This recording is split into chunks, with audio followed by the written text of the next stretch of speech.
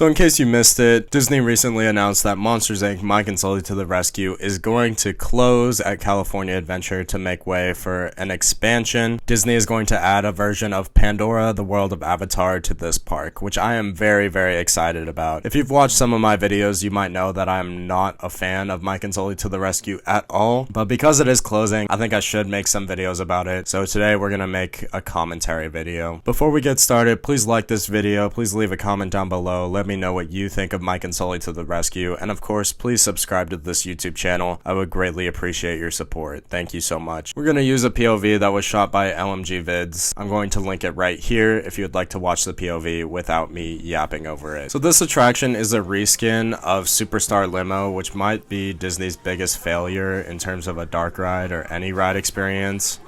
So it is kind of cheesy. I'm really not a fan of this screen right here. This was part of the Superstar Limo ride experience, but for Monsters Inc. they repurposed it as a news sequence to retell the story of the Monsters Inc. movie.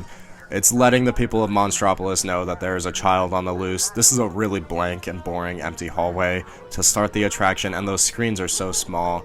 Here's our first animatronics of Monsters Inc. characters with Celia and Mike in the car.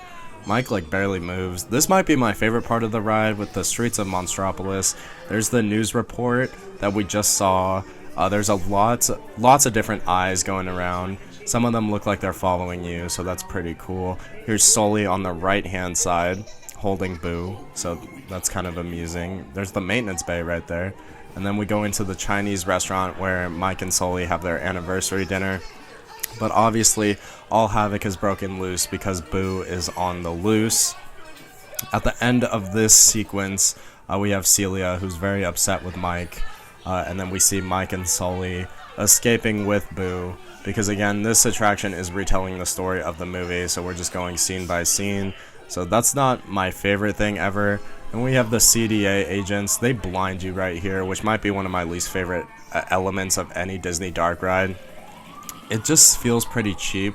This animatronic over here on the left hand side is a reskin of a celebrity animatronic from Superstar Limo, so I find that pretty unsettling.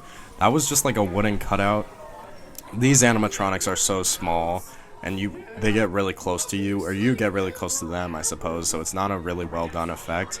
That's probably my favorite Mike animatronic in this attraction, and those bathroom stalls are very obviously small. Like these sets are so cramped. And there's the Pepper's Ghost effect with Randall, which might be the best effect on the ride. And then the scare floor right here is so small, we're almost catching up with the vehicle in front of us. This Boo's door like barely goes up before it comes back down to reset for the next car. They use a lot of mirrors in this finale sequence to make the door warehouse seem bigger than it is, which is kind of funny because they're literally building a door warehouse in Florida right now. Randall sounds nothing like Randall, and if you know me, you know that I hate voices that don't sound like the characters that they're supposed to sound like.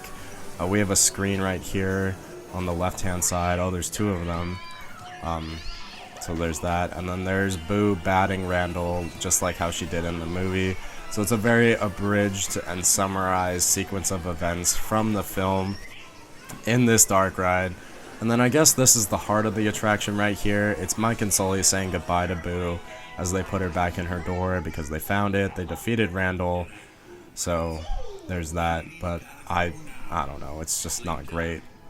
And then you have a dark room right here before the end of the ride has the CDA agents like screening us for some reason, even though they should be screening themselves because they just let humans wander around Monstropolis in these tacky taxi cars. Here's another news report. They're interviewing a CDA agent instead of just a random civilian on the street. And then the Roz animatronic over here on the right hand side is probably the most impressive figure. Oh, we're not quite there yet because we're stacking. There's Roz. So she might call out someone in the ride vehicle. I don't know if she still does that, but it's a pretty large scale figure and probably the most impressive aspect of this entire attraction. So that is Monsters Inc. Mike Sulley to the Rescue. In my opinion, it is pretty weak, and I'm not going to miss it at all. especially when you consider when you walk back outside, it's very ugly and you're back in the Hollywood backlot. Thank you so much for watching this video. Thank you for listening. Please like this video. Please leave a comment down below. Let me know what you think of Monsters Inc. Mike Sulley to the rescue. And of course, please subscribe to this YouTube channel. Thank you so much, and I will catch you later.